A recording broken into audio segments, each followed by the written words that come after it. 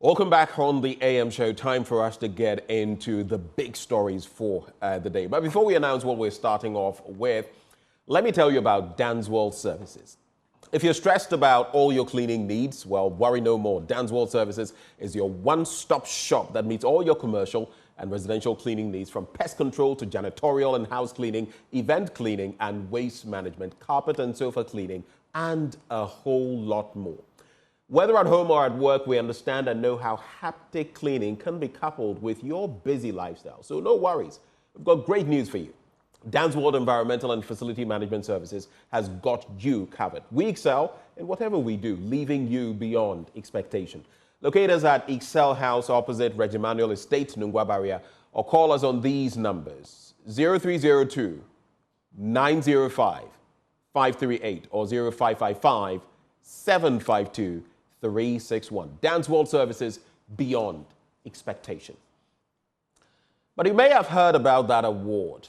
Under the distinguished patronage of Her Ladyship Justice Gertrude Tokonu, Chief Justice of the Republic of Ghana, the UPSA Law School proudly presents the 2024 Lifetime Achievement in Law Award and Honorific Lecture. The event presents a rare but high-level opportunity to recognize and acknowledge the outstanding and exemplary contributions of notable Ghanaian personalities in the areas of the rule of law, governance, and the legal academy.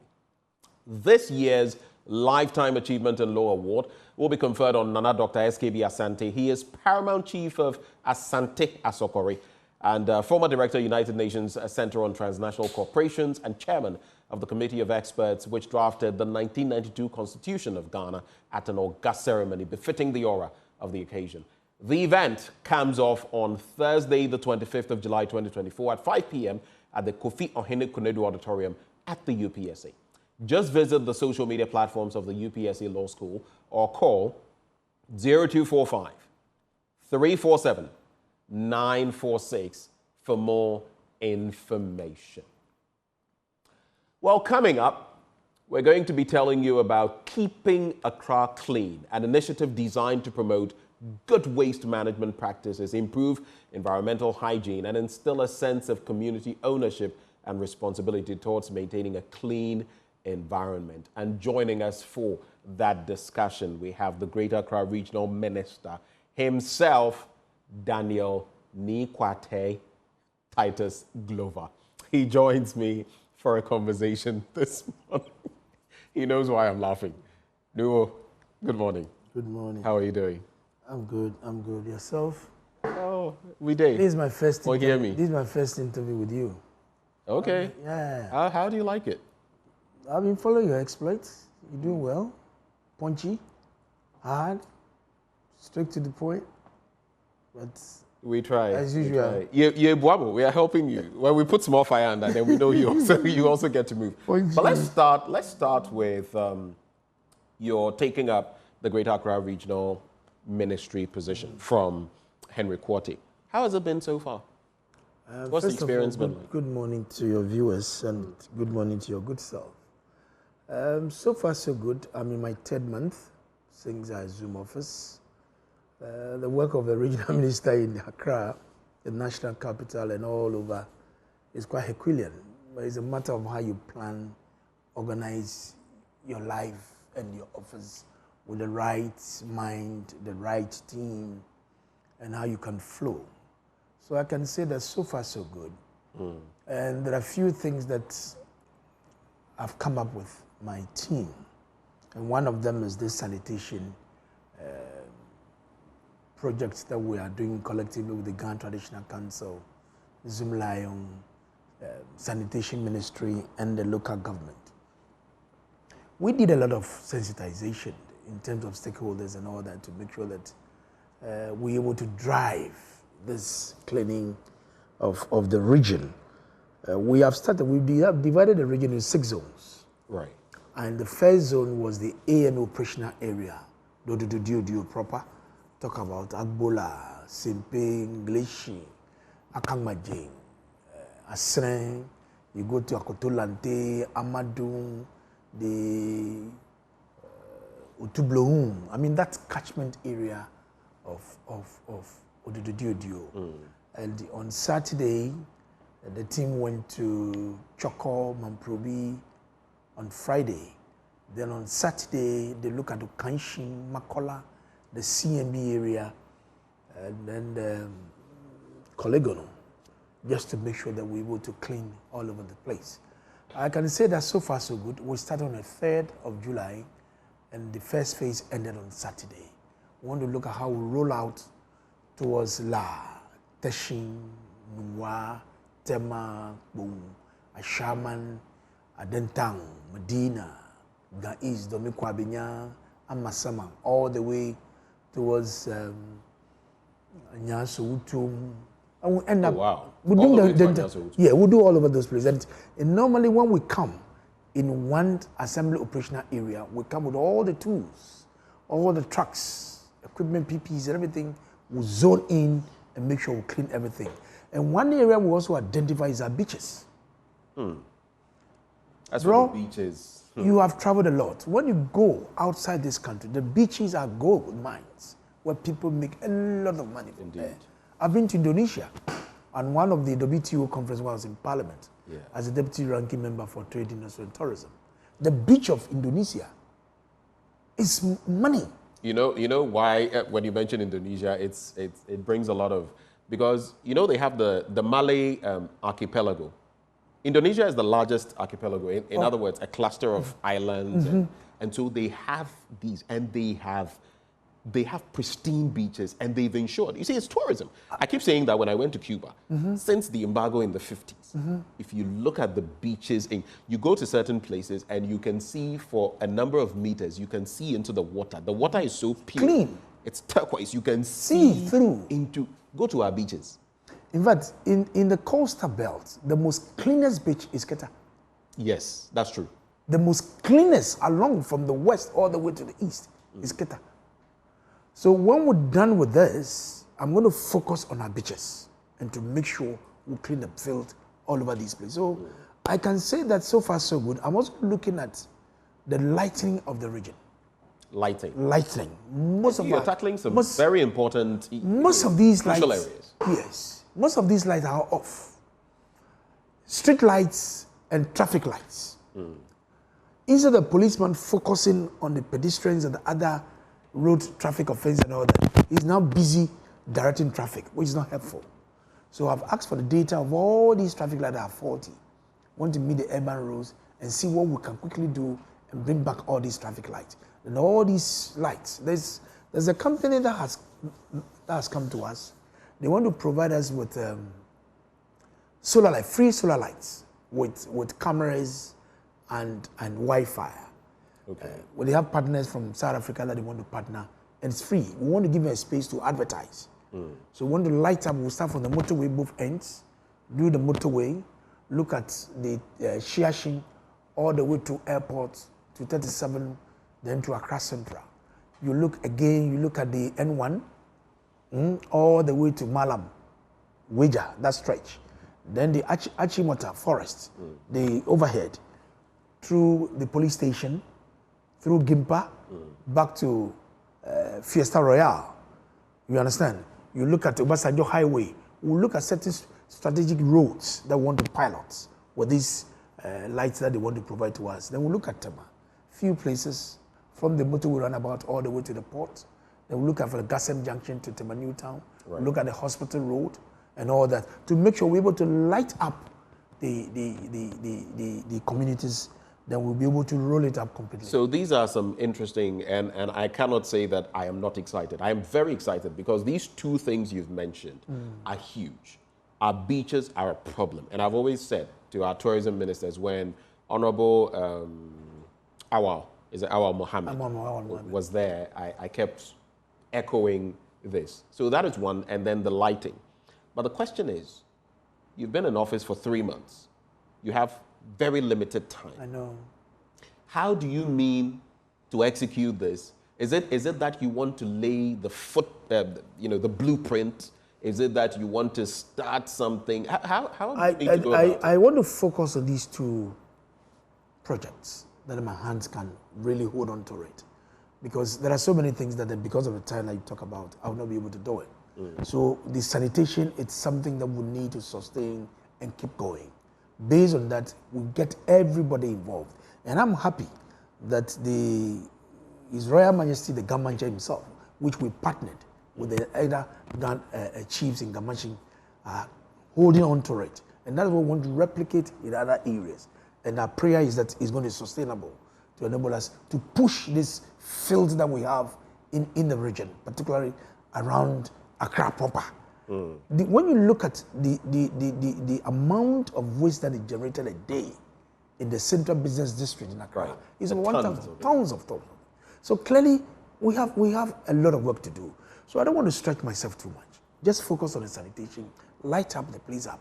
Then we can continue. And when people begin to see some of these things, at least they'll be excited. At least something is being done. And because my time is so short, and I'm time I'll come back. So I don't have a problem at all. You'll come back? I will come back. When you say you will come back? I'll come back. We are winning the election. We will come back. Trust me. We'll work. Yes. So you're breaking the 8? Definitely. Definitely. We know things. They say if a blind man says he will stone you, he has his foot on something. Of course, because we need to tell people what we have done. And sometimes you, the media guys, you always want to spot too much of negativities. You need to promote what government has done. Don't we do that? Not much. This would probably be the #1 platform that puts brings to bear. But at the same time, we'll cut you where. Sometimes your cutting is too much. At least focus on what we have done, what government have really done, and let the people know. You know, but you know that is why we are having this interview, right? To allow you to say all this and put forward what you're doing. I appreciate it. But we need more of that. You need more. Except maybe you want us to come and pay for airtime and to talk more about what we've done. It's not bad. That's how we sustain, I agree with sustain ourselves. Do you have any timelines in mind? Do you have any? I mean, I don't. Needs. For the sanitation is ongoing, and the lightning, we are forming a technical team. Somebody from my office, from Urban Roads, PWD, then the private presidents are bringing their people, will set, then we'll roll it out. So clearly, I've given them 4 weeks.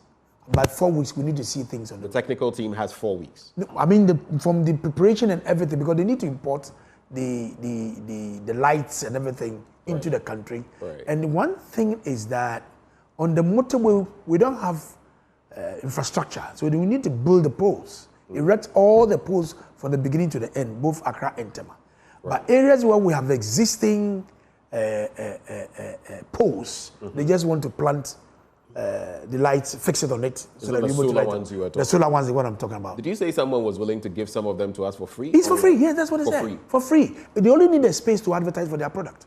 Okay. We're not paying any cost. And they are from where? South Africa? From South Africa. The main supply is from South Africa, but their local agent is a Ghanaian company. Okay. Yeah, they want to partner. We are not paying anything. Okay. And they want to light up the whole of Accra and other places on a pilot basis. If you are able to look at, because they look at the traffic flow of where these vehicles are plying, then when we fix it, we give them a space to make their advert for their product, and we are good to go. All right.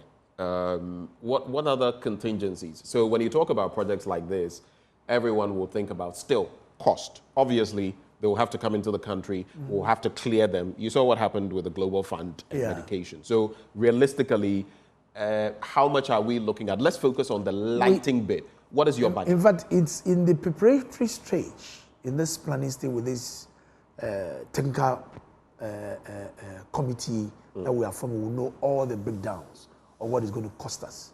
Then we'll give them the space to do that. But for now, it is too early to give you how much it's going to cost. Okay. But I'll share with you when they are done with it. Okay, so in about a month's time, you should have a fair idea. Of course, yes. Where it is. Yeah. I'll be coming back to you. No problem. How about the beaches and cleaning them up? Like you mentioned, the Gamanche has had some clean-up projects. And I would like you to tie in how much Madam Elizabeth Saki, the AMA boss, is collaborating with you on that. Let me take this opportunity to thank the Gamanche so much. His chiefs, ni Adoto Tintos and Pimanche, ni Aibunte the Gbese Manche, ni Ahenenu the Abola Manche, ni Okain Akagmaji Manche, ni Utublo Hum. All of them, they have been so supportive in this cleaning exercise that we started a few weeks ago. My big sister, Honorable Kwachu Tayuasaki, AMA, has been in operation since we started from day one, the planning, the organization, and hitting right on the ground. She has been with us, that we are doing virtually the work together. And I've not seen anything untoward towards the work that we are doing. But it's about the sustainability of this work that we need to carry through almost every day. Assembly members, unit committee members, chiefs, you media are so fantastic in terms of advocacy and all that. So clearly, the Ghana Traditional Council headed by Ningang and the AMA Chief Executive have been so supportive. Because the Regional Coordinating Council, we are just the administrative head to supervise all these assemblies to make sure they are doing what is right in the region. So I can say that so far so good. Both AMA and Kolekrote Chief Executives, these are the two areas that we are focused on that we are done now. So the next program is rolling out to La, to Teshikro, Nungwakro, Tema, and a few other places. So it has gone well so far. Yes, but I was also asking about the cost initiative. Do you have any idea for that as well? The beaches. The beaches. The beach, like I said, I need to plan and come back. In fact, we wanted to do it concurrently, but the volume with the one we did, but the volume of refuse that we collected, it is. Was so huge. Exactly why. So huge. And bro, I was so shocked when I saw a video. I took the government chair and the Regional Security Council to the Jamestown Fishing Harbour that was constructed. Very soon, His Excellency the President will commission it. We want to see a date that will be convenient with the President and the Minister of Transport. And the guy was on the rocks in the beach doing his own stuff. It was so. Oh my gosh! It is all over social media. I mean, defecating all over the place. It is a huge challenge that we're going to look at it. And when GPHA finally takes over in terms of operations and management of the Jamestown Fishing Harbour, they put up security all over that stretch. What of all these young guys who go to the beach freely to defecate and all that? Because recently if you go to certain places, certain angles of the beach, you have people who go there and I know, use drugs, people who go there and do all kinds of. In fact, there are certain portions of the beach, if you go there, you could get mugged. All of that. There are those who will go and engage in open defecation. And open defecation alone, for decades, we know it. It costs us a lot as a country. So I don't even know why our beaches are still the way Rich, I think this is pure attitude now. There are toilets that have been put up. I remember when Honorable Siladapa was the Minister for Sanitation, there was this project that they did where they tried to get these toilets at individual homes by landlords and to make sure. But people sometimes believe in the free range, which is not the best for us. No, so but to speak. it is something that if people had their toilet facilities, Samuel Atachia, when he was Minister for Works and Housing, when he made the infamous Nima comment and everything. Till today, look at what the Sanitation Minister as well said. I don't think we've done enough. When you go into the Ghana communities, where are the toilets? Even in compounds, you know that you shouldn't build a compound house and all that without toilet facilities. Go in there and see. You are a son of the. I'm a typical Ghana man. And And even during the sanitation, and I walk through, and you see around, and the way the whole place is being structured. It's a bit difficult. It's a bit difficult. Now the challenge I can see is about space. That is why the public toilet system was good. But maintaining the toilet is a problem. And you look at the population in these areas and the number of toilets we need to put up, it's quite huge, But all the same, in cleaning up the beaches, in order not for the people to go back and defecate, we need to have more of these toilets. So we can look at AMA and see what, with the Sanitation Ministry, they can help us and put up more of these toilets in the communities so that they will ward them off from the beaches, because it's an eyesore. It's not the best for us. It is. Imagine people coming to the Labadi Beach Hotel and their portion of you go and some of the things you see there. Which brings me to the next bit. Before I talk about the rains, and then we'll be heading to a popular market. But you see, since you're talking of lighting, that stretch, La Palm, Labadi Beach. It's not going to be affected. We'll do the pilots. We'll do the pilots. Terrible. We'll do the pilots. People get robbed because that stretch has a large volume of traffic. And the traffic lights are also... Yes, yes. They are disco dancers. I know. I So know. that's a stretch Thank to you. take Thank you. a careful look at. Let's you. talk about the rains. How, I mean, it's been 3 months, yes, but already every now and then some rains hit. We are getting into that second season. How well prepared are we?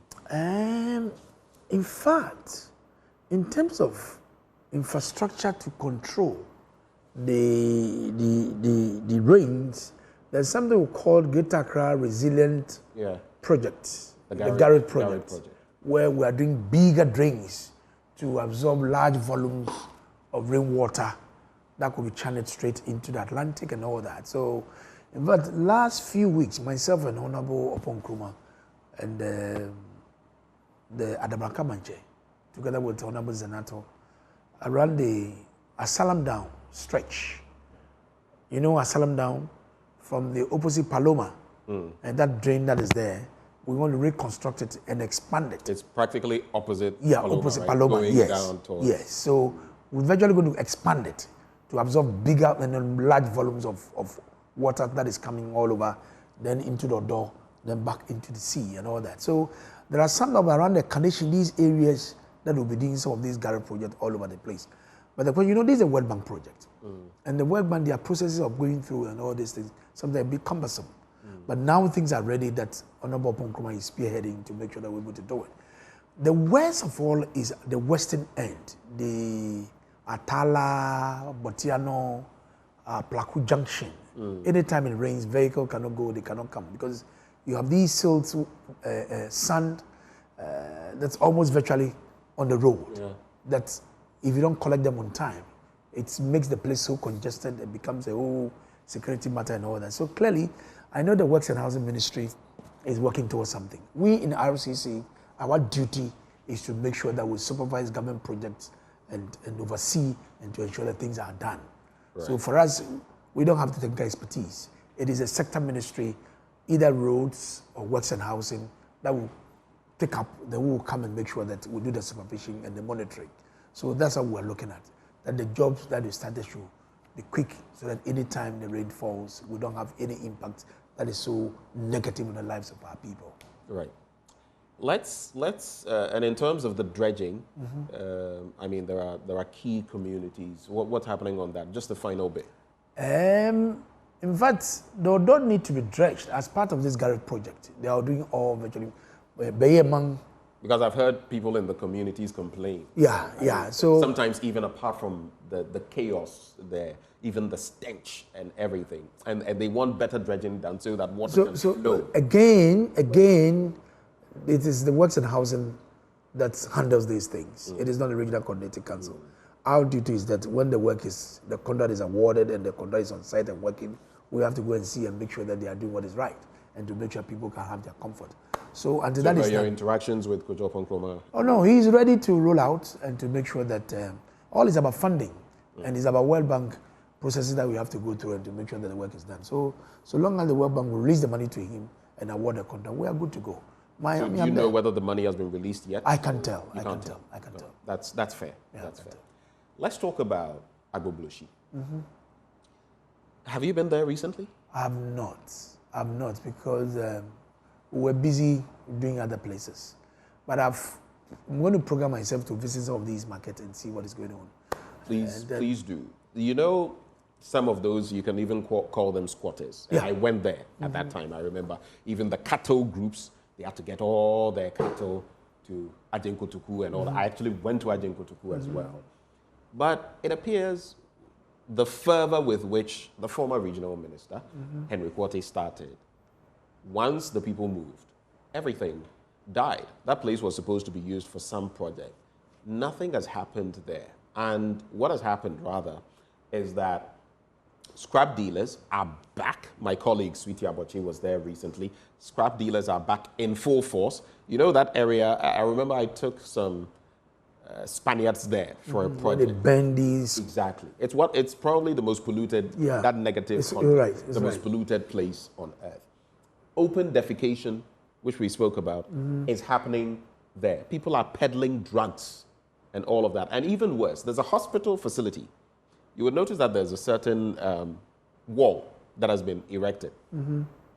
It is blocking the hospital facility. So those who would have got ready access to it now have to travel about 1 kilometer to get in, and it's impacting emergency cases. I don't know whether you are aware of this. In fact, this has come to my attention because I have few things that I'm considering. I want to fix that and come back.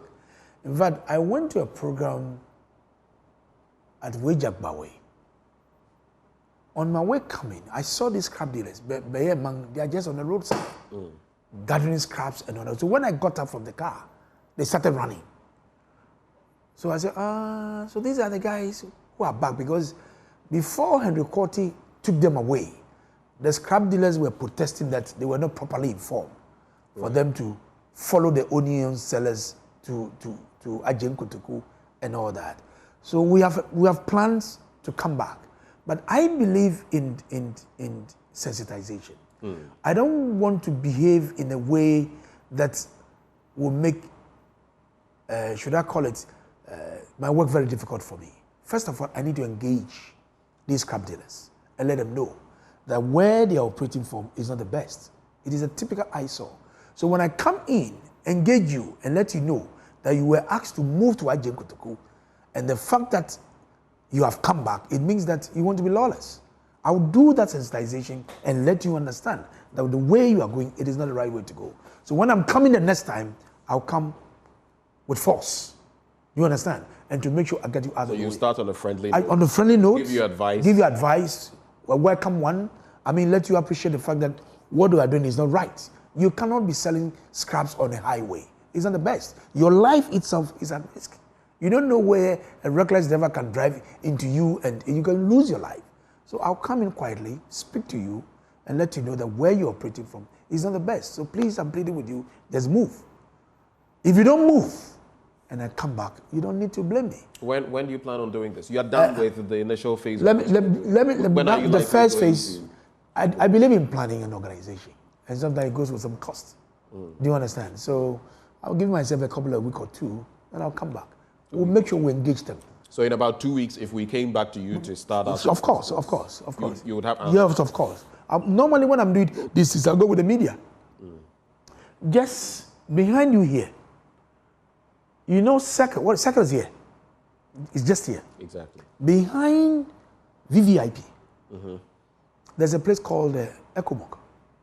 It got burned recently. Bro, if I tell you what goes on in that place, and most of the people who are living there are foreigners.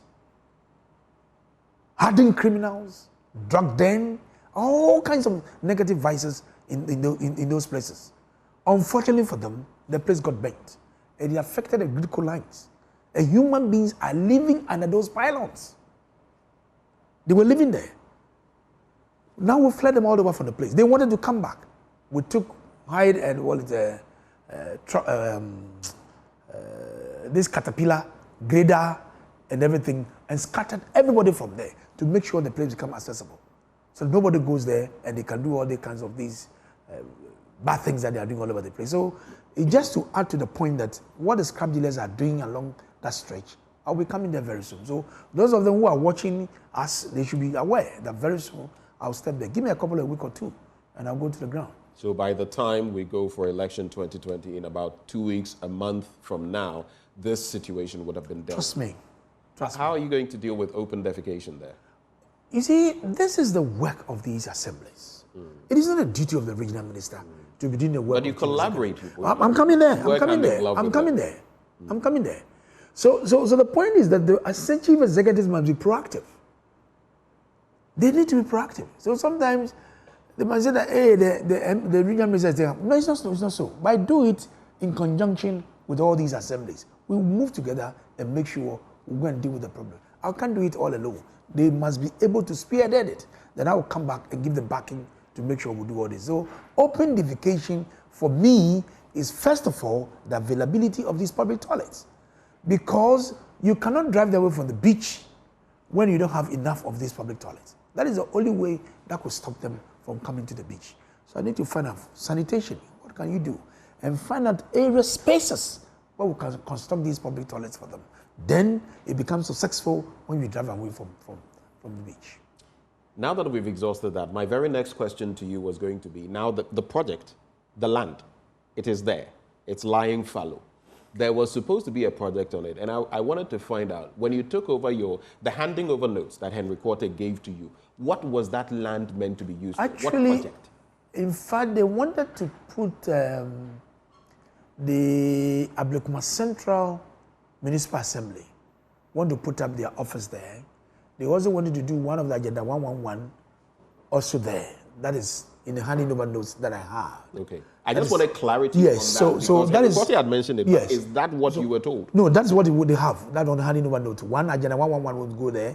Then, because where they are is not that spacious, the Ablekuma Central Municipal Assembly. So you need a more bigger space that they can have their offices and other structures to make sure that they can live. So for that land, that is what I know is going to be meant for. I don't know the exact size of the land itself. I know it's quite big. But these two key officers know what they wanted to do on that land. And even that, we need to put a gate. Because my team informs me it's about 80 acres. 80 acres. 80. So that is what I know. They need about 10, 12 acres or something to do all these things separately to make sure that they can function. So we need to protect that land, because I'm told now they are throwing rubbish into the compound. And we need to put some things, what do you call it, gates, so they cannot walk through and back and all that. So it's a matter of looking for money too. Again, I'll ask you about feasibility. I know you may not be able to give me all the answers. Feasibility of this project, looking at the timing, Agenda 111. I mean, if you look at the percentage of projects that have started, that are up and running, versus the 111, we all know the dynamics. Feasibility, and then again, citing it in this location. It's a very polluted location, even dealing with the soil structure and everything. And the surrounding areas. How are we going to be dealing with health facility in such a quote-unquote dirty environment? I think it's important that we make our arms strong to deal with sanitation around those areas. Now, we just talked about how to deal with these crab dealers who are polluting the whole area, how they burn rubbers and coppers and all those things.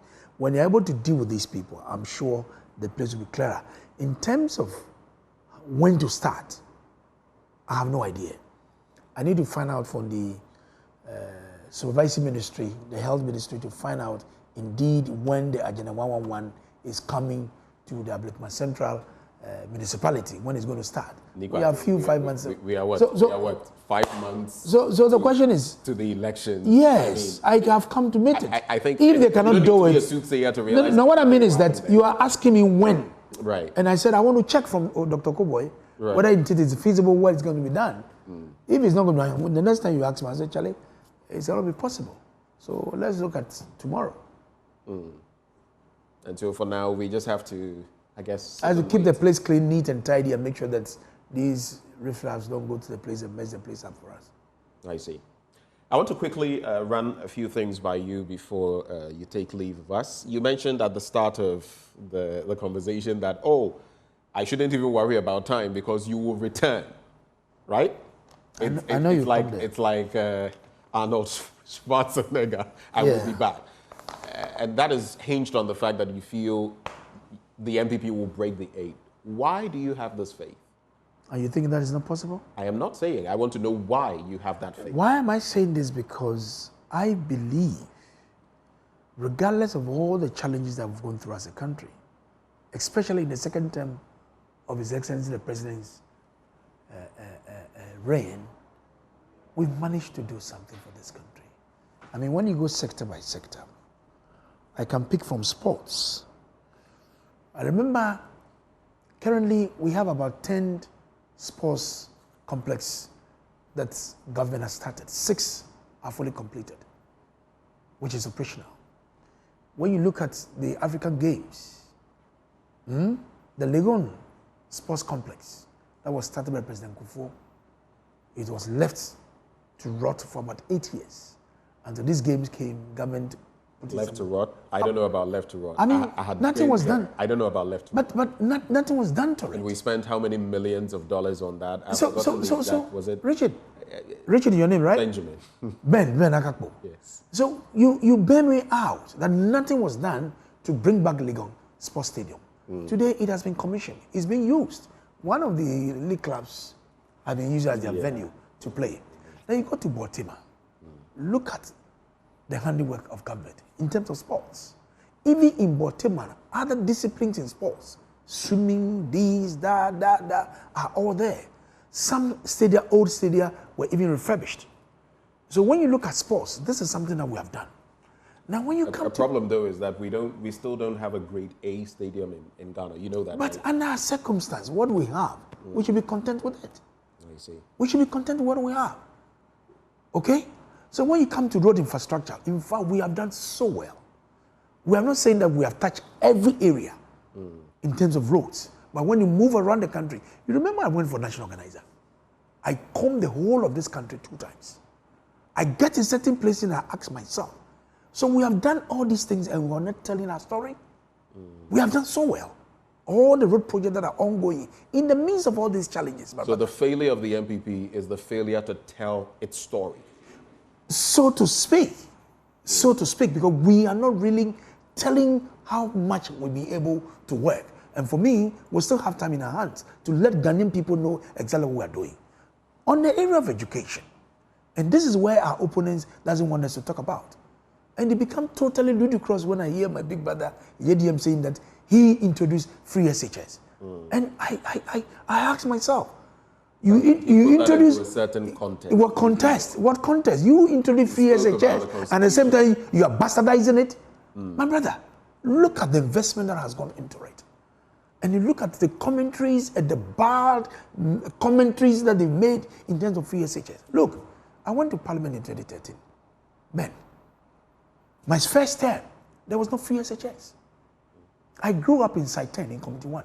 People go and queue in my mother's house. In my home, people come and queue at my gates. What will be acknowledged is that while he had spoken about it on the back of President Akufo-Addo, then opposition leader, also having spoke about it with a different mindset. You can call it like independence within the shortest possible time versus independence now. You remember that? And the CPP versus UGCC, and all of that. What is clear is that in 2015, following the rhetoric in 2014, practically nothing was done before election 2016. Absolutely.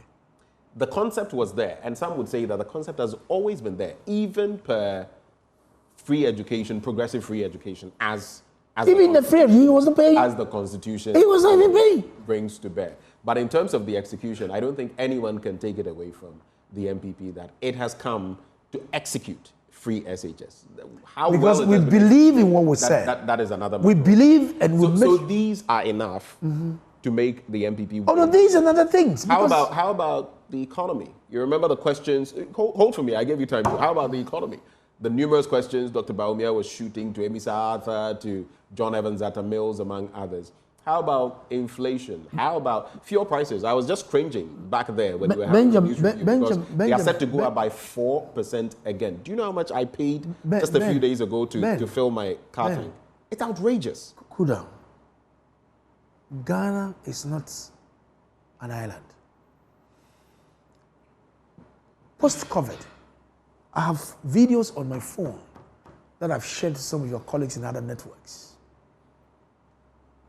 where prices of energy, food prices, and other commodities have shot up astronomically. Not only in Ghana, post-COVID. Before I can even give you some of these videos for you to see. We are well aware. You understand? So something when, cool down. You are asking me a question. Allow me to flow. Of it. You understand? So sometimes you, the media people, I clinch because you know the fact. You know what the truth is. That what we are going through is not only limited to only Ghana alone. All other places, all these things, they've gone through it. But in the midst of that, has government stopped doing what it's supposed not to do? Are government workers not being paid? The road projects, in the midst of all these challenges we find ourselves, you can see, look at this Ofankor this huge infrastructure that's ongoing there. We are still working. Government has not reneged on what he has told the people of this country in the midst of all these challenges. That's the best thing to do when you inherit. You understand? When you inherit we are working. Projects. There are projects we are working. It's good that you inherit. You understand? And you can so in the midst of all these challenges, government is doing what it's supposed to do. We are paying government workers. We are doing infrastructure projects, whether schools, whether roads, hospitals. All these things are going on. And you say we haven't done well? We cannot hold our hands, raise our hands. Asking you. That is why I'm saying that you need to appreciate the situation we have found ourselves. I see. That's what I'm saying. Okay, we have about a minute and a half to go. So you are breaking the 8. We'll work to break it, sure. All right. Oh, you don't want us to break it? Now, looking at the context of Napo, your running mate. I know you go there. And some of the recent happenings and his apology. I think his apology is an apology of an apology. But, and some say he was merely trying to please former President Kufuor after realizing he had committed a great gaffe. What do you make of your running mate? And some have said, I sang the song, Jatabi Ole. You remember Adani Best? I don't know. Yako Jatabi. Keda, Mana. What do you make of that situation? Are people judging him too harshly? Ben, I have worked with Napo for 8 years. I was on an appointment committee with him. And knowing him, the way he does his things, for me, it's somebody when you assign him a responsibility, he makes sure he delivers. He's a doer and a very practical person, and to make sure that he wants results. But in as much as we are doing all these things, we are humans, we are fallible. We sometimes can make mistakes. And if you make a mistake and you are bold enough to come and make apologies, I don't see why you shouldn't accept it. He made some comments. After he had defended his comments. Ben, the man spoke. He has realized that what he said was not right. He has written an apology. Let's accept his apology and move on. Okay. You understand? So I don't see why we need to flog the sheep too much on this matter. That's fine. Because we have to go. So let me just sneak in this bit. Brian Champon, Rock City, now the deal, they've withdrawn. Smith says it's going back. But Labour says we are going to embark on an industrial action starting today anyway. In this morning, unreasonable? Together with Kofi Kapito and Nana Yajantua, I'm a trade unionist myself. I started my politics in 1991 from the trade unions, industrial and commercial workers. They built me up. I want to appeal to my colleagues. Okay. The exercise that you wanted to do has stopped. They say they don't have any guarantee. They have stopped. I've seen something on the social media. Senate said the whole thing is no more going. Brian himself has withdrawn. So what is the essence of this without proof, strike that they want without to do? Proof? Are you saying that if they want proof, they can get it? The workers themselves, they have reps on the Senate board. Am I lying? They do. So if they want it, they can get it. They can just walk in the Senate, they can get it. All right. So I want to appeal to them that please, please, please. How about the call for the board to resign? What has that got to do? Elizabeth there was nothing fishy. Everything that they did was transparent. I see. International bidding, they open up. I've seen Rock City say that they even want the details to be, they can put them out there. You see, I have a problem with the Kujetu Ablakwa. You do? NDC will always glorify poverty and criminalize success. They will glorify poverty and criminalize success. When somebody is successful, you always suspect the person that is doing something negative. What has Brandon Champon done? He applied. There was a bid that he applied. It has become successful. But I don't think it was about... Please. It was never personalized. It was about... Look, he did personalization. And someone in government... Please. The way they organize... You even petition strike. You don't even wait for strike to finish the work they are doing.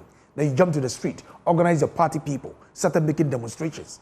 As if you are forcing the hand of strike. The Wulomo and others who went there... I mean, after the Wulomo, I see him as a political Wulomo. Because he's a most sacred person. In the Ghana state, right from history, we don't have chiefs. It is a Wuloman that leads us. It is only when we begin to learn from the accounts about chieftaincy and all that. But the Wulomo is the most sacred person who is the face of Ghana state. So for him to go and put himself in that, for me, I see him as a political Wulomo. So leave him there. Wow. Oh yes, that's what I describe him. That Wulomo as a political Wulomo. Yes. Because I'm not happy what they did. They were complaining about their land. Their land, what has happened? But is that the process to go? If a politician is doing something, if I'm the regional minister, if they have issues, they can channel it through me or through the chieftaincy minister. But you don't go and jump through a demonstration. You worsen your case. I see. The people have issues on their land which government is addressing. So if you want to go and do a demonstration, then let your traditional people do it. But don't go and mingle up with politicians. You discolor. That was a mistake. Absolutely. I see. Absolutely. Okay. Well, we're going to have to. So for me, look, NDC, I'm not trying to equalize. You remember shipyard and dry docks? Yes, I do. They gave it to Malaysians. What did they do? Okay. So if a Ghanaian, Benjamin Akakpo, has the expertise and the clout and money to invest in a Ghanaian company, shouldn't you give it to him? Or because he's a politician, we should give it to foreigners? Anyway, what is interesting What has is that Randa Kampong himself got contracts from the NDC when they were. So absolutely. You can't say that. Absolutely. So what is it? Yeah, averse to it. But Nikwate. Yes, Ben. We're grateful that. You know you're my father and my son? Pardon me. You know, Benjamin, you are my father and my son. Oh, your my late father was called Benjamin Nikwate Titus Glover. Okay. And I have a son, Benjamin Nikwate. I play a dual role. Yes. So yeah, my dad. Maybe that's why we have a vibe. Absolutely. We've always had a vibe. Thank you so much. For coming. And we wish you the very best. Thank you so much. And we'll be coming back. Please cover my back. If there are issues, please let me know. All right. I'm ever ready. And we were just hosting the Greater Accra Regional Minister, Daniel Nikwate Titus Glover. He's been gracious enough to come into the studio with us, sharing information about what he's done so far and what he will be doing. He also says the MPP will break the 8. Well, stay with us. We'll be back with more action shortly on the AM show.